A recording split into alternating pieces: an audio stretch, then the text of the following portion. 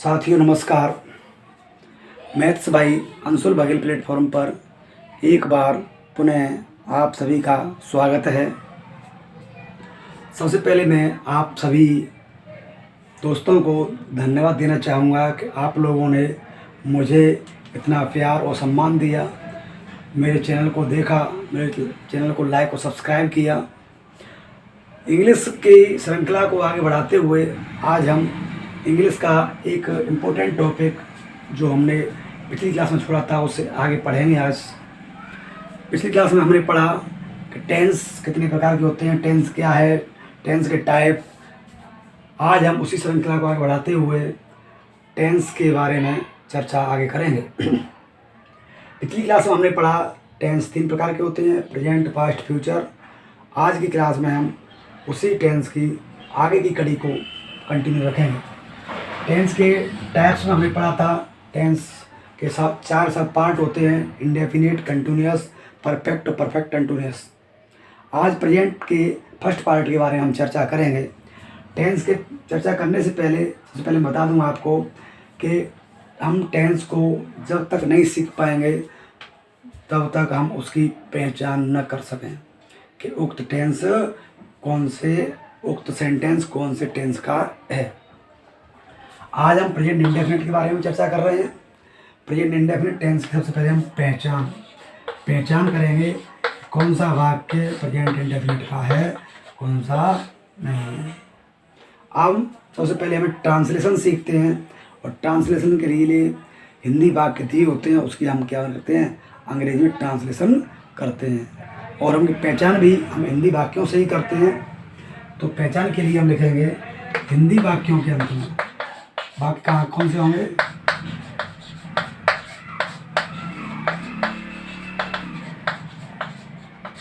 हिंदी वाक्यों के अंत में क्या आता है, ता है, ती है, ते है आदि शब्द आते हैं।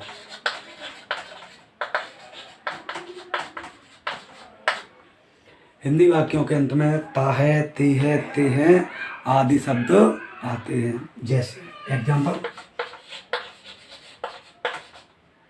राम पढ़ता है। अब हिंदी वाक्य हमारा हो गया ये पूरा, राम पढ़ता है, ये वाक्य हो गया हिंदी। अभी हमने पढ़ा हिंदी वाक्यों के अंत में, तो अंत वाला वर्ड कौन सा हो गया, ये हो गया ता है। वहीं जैसे लिखती पढ़ती है, गाती है, दौड़ते हैं। तो पीछे वाले वाक्यों को हम देखें जो क्रिया में जुड़े हुए हैं, ता है, ती है, ते है। अगर ये वाले वाक्य आ रहे हैं, गीता, सीता या बे दोनों, तो ये वाक्य हमारा कौन से सेंटेंस का हुआ, प्रेजेंट इंडेफिनिट का सेंटेंस हुआ। पहचान हो गई। अगर हम पहचान लेंगे तो हम उसका क्या है, ट्रांसलेशन भी इजीली कर सकते हैं। आगे की प्रक्रिया में इसी रूप में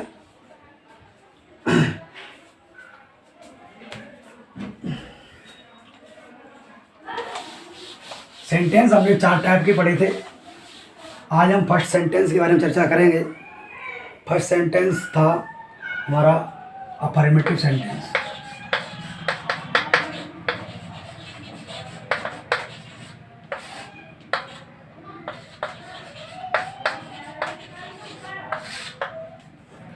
अफर्मेटिव मतलब साधारण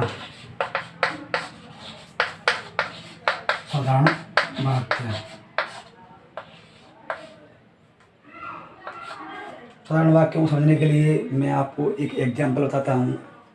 जैसे कहते हैं कि वह व्यक्ति बिल्कुल सीधा है, अर्थात वह किंतु परंतु क्या वह कुछ नहीं करता है तो व्यक्ति सीधा है। ऐसे ही हम यहाँ पर बात करें, साधारण वाक्य वे वाक्य होते हैं जो बिल्कुल सिंपल होते हैं, सिंपल सेंटेंस। वह पढ़ता है, वह गाता है, वे दौड़ते हैं, सीता रोती है, राम आगरा जाता है। इस तरह के वाक्य कौन से होते हैं, साधारण वाक्य होते हैं। साधारण वाक्य। अब इन वाक्यों को बनाने का जो फॉर्मूला है उसके बारे में हम चर्चा करेंगे।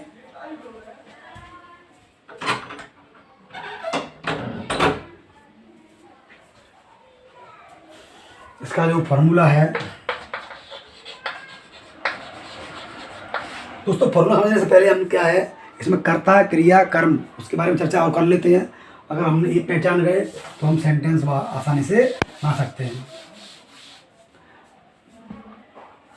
Subject, verb plus object. Class वाली एक दिन एक्स्ट्रा लग जाए, लेकिन आप लोगों को जीरो से उठा कर चलना है कि हम सेंटेंस को बनाते कैसे हैं। Subject, verb, object. सेंटेंस हम हिंदी में ही समझ लेते हैं। राम खाना खाता है। यहाँ कार्य को करने वाला कौन होता है? कर्ता। कार्य करने वाले को क्या बोलते हैं? सब्जेक्ट को बोलते हैं कर्ता। ये होता है कर्ता। वर्ब में होता है क्रिया। कर्ता द्वारा जो भी कार्य किया जाता है, कर्ता द्वारा जो भी कार्य किया जाता है उसे क्रिया कहते हैं। ऑब्जेक्ट तो साधन। ऑब्जेक्ट क्या होता है? साधन। जिस साधन के ऊपर कर्ता द्वारा जो क्रिया की जाती है उसे हम ऑब्जेक्ट या कर्म कहते हैं। इसे बोलेंगे कर्म।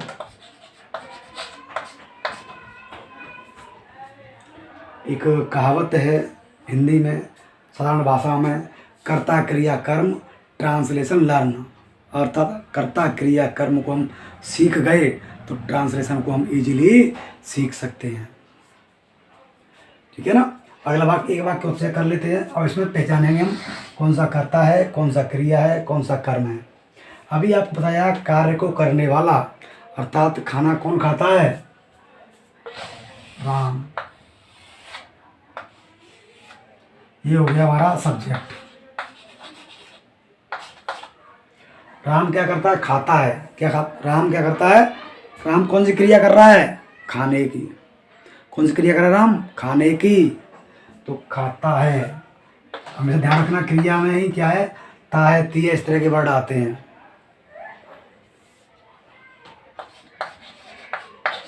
इसे बोलते हैं वर्ब। और उसके बाद क्या खाता है वो? तो क्या खाता है? क्रिया का साधन क्या है? खाना। तो ये हो गया हमारा।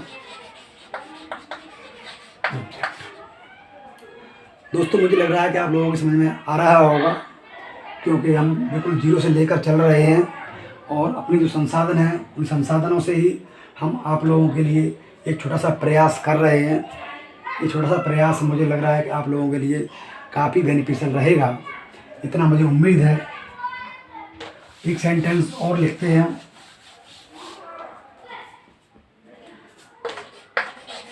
सीता गाना गाती है। सीता गाना गाती है। कर्ता कार्य को करने वाला, गाना कौन गाता है? सीता।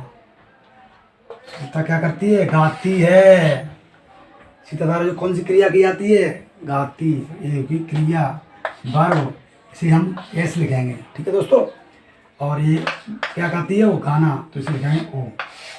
अर्थात हमारा सेंटेंस इस फॉर्म में होता है SOB। किस फॉर्म में होता है? SOB के फॉर्म में हमारा सेंटेंस पाया जाता है। दोस्तों समझ में आप लोगों के में आ गया होगा कि सेंटेंस को हम किस तरह से मैनेज करते हैं। SOB, कर्ता क्रिया कर्म। वहीं हम चर्चा कर रहे हैं प्रेजेंट इंडेफिनिट के साधारण वाक्यों के बारे में। इसका फॉर्मूला था सब्जेक्ट प्लस वर्ब की फर्स्ट फॉर्म। वर्ब की फर्स्ट फॉर्म दोस्तों ध्यान रखना, केवल पास्ट टेंस में ही वर्ब की सेकंड फॉर्म काम में आती है। वर्ब की फर्स्ट फॉर्म प्लस यहाँ एक चीज़ और है, इसमें सिंपल सेंटेंस में हेल्पिंग वर्ब काम में नहीं आती है। यहाँ केवल हेल्पिंग वर्ब के स्थान पर अगर वर्ब में हमारी जो वर्ब है, मेन वर्ब है, उसके साथ अगर हमारा सिंगुलर है, कर्ता एकवचन है, तो हम एस या ई एस जोड़ देते हैं। क्रिया में क्या जोड़ते हैं? मुख्य क्रिया में एस और ई एस जोड़ देते हैं। ध्यान रखने वाली बात है दोस्तों। अगर हमारा कर्ता एक वचन है तो मुख्य क्रिया में हम एस या ई एस जोड़ देते हैं। एक लाइन लिखे लेते हैं। कर्ता एक वचन के लिए फर्स्ट लिखा है होने पर मुख्य क्रिया बताइए आप तो वर्ब बोलते हैं, मैं एस या ई एस जोड़ देते हैं। चर्चा करेंगे हम आगे कि कर्ता एक वचन जो आप जानते होंगे, ही सी, राम, सीता, गीता, मोहन, इस तरह के जो वाक्य हैं वो कर्ता एक वचन में आते हैं। आई, वी, यू, दे, इस तरह के वाक्य हैं वो बहुवचन में काउंट किए जाते हैं। ठीक है ना। तो एक बार हम यहाँ लिख लेते हैं एक वचन में क्या क्या चीज़ें हैं। सिंगुलर बोलते हैं वचन को अंग्रेजी में। सिंगुलर में आता है ही, सी, राम, जो कि नाम है XYZ, ये हमारे किस में आते हैं? एक वचन में। और प्लूरल में आता है आई, बी, यू, दे, इस तरह के जो वाक्य हैं वो प्लूरल में काउंट किए जाते हैं। दोस्तों अगर एक से अधिक नाम है वो भी प्लूरल में काउंट होंगे। अगर एक से अधिक नाम दिए हुए हैं तो वो भी प्लूरल में ही काउंट होंगे, सिंगुलर में नहीं। जैसे राम और गीता, राम और सीता, तो ये किस तरह काउंट होंगे? ये प्लूरल में बहुवचन में काउंट होंगे। सिंगुलर एक वचन, प्लूरल बहुवचन। तो सेंटेंस को हम क्या है इस तरह से ट्रांसलेशन करेंगे। अब आप लोगों को समझ में आ गया होगा। हमारा सेंटेंस था राम खाना खाता है।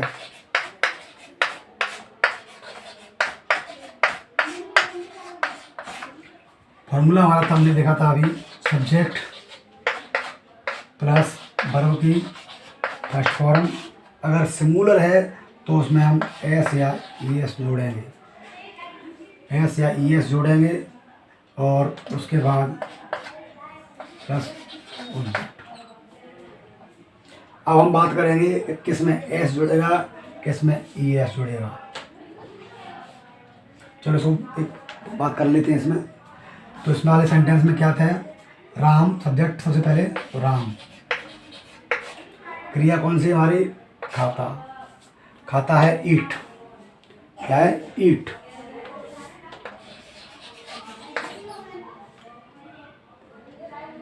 एक वचन है, सिंगुलर है, तो यहाँ जुड़ जाएगा ईट्स। क्या खाता है राम? खाना। अब ऑब्जेक्ट आएगा राम ईट्स फूड। दोस्तों सेंटेंस हम और ले लेते हैं दो चार।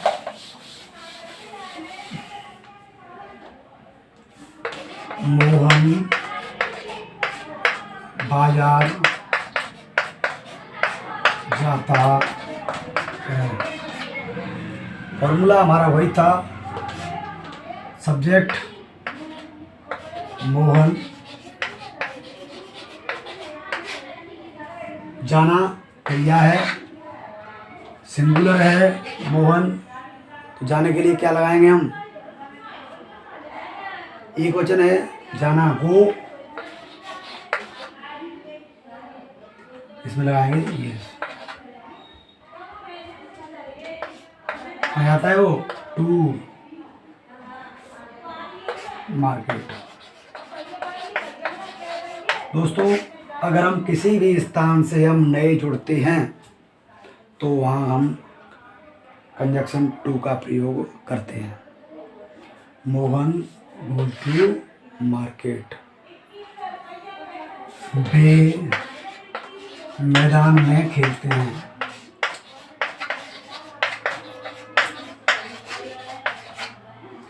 बे बहुवचन है, प्लूरल है। यहाँ दे तो बे दे। खेलते हैं, प्ले,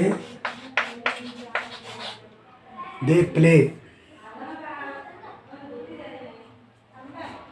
कहाँ खेलते हैं? यहाँ कंजक्शन क्या है? में। दे प्ले इन, मैदान के अंदर ही तो खेलेंगे, प्ले ग्राउंड।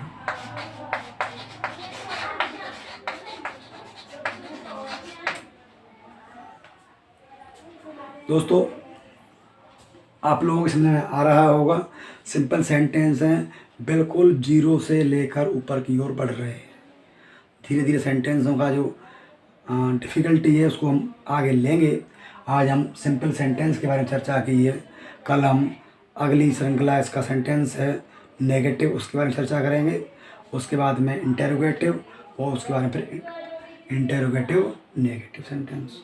दोस्तों कमेंट करके ज़रूर बताइएगा आप लोगों की समझ में आ रहा है या नहीं आ रहा है। आ रहा है तो कहाँ तक आ रहा है। और मैं आप लोगों से इतना कहना चाहूँगा कि आप इस तरह के जो एग्जाम्पल हैं वो और अपनी कॉपी में लिखिए, नोटबुक में लिखिए और मुझे कमेंट भी कीजिए कि आप लोगों को मेरा प्रयास कैसा लग रहा है। ये तो आपके प्रयास की बात हुई, मेरा प्रयास है आप लोगों से फिर कह रहा हूँ, प्लीज़ मेरे चैनल को अधिक से अधिक संख्या में लाइक और सब्सक्राइब करना ना भूलें, क्योंकि मैं आप लोगों के लिए कराऊंगा परफेक्ट इंग्लिश। मैं आप लोगों की पूरी इंग्लिश ग्रामर कराने वाला हूँ, ये मेरा वादा है आप लोगों से। अगर आप लोग सपोर्ट करते रहेंगे तो मैं आपकी परफेक्ट इंग्लिश, ये इंग्लिश स्कूली बच्चों के लिए भी काफ़ी बेनिफिशियल रहने वाली है। और मैं स्कूली बच्चों को लेकर भी चल रहा हूँ, जो 6, 7, 8 वाले छोटे छोटे भाई बहन हैं वो भी आराम से घर बैठ के तैयारी कर सकें। मेरा वादा है कि अगर इस क्रम से पढ़ेंगे तो उन्हें कहीं भी कोई दिक्कत नहीं आएगी। दोस्तों पुनः मैं आप सभी को धन्यवाद देना चाहूँगा कि आपने मेरे चैनल पर विजिट किया, चैनल को इतना टाइम दिया, और आप सभी पुनः धन्यवाद के पात्र हैं। अगली क्लास में हम फिर चर्चा करेंगे नेगेटिव सेंटेंस। तब तक के लिए अपना ख्याल रखें, अपनी पढ़ाई को जारी रखें। Thank you.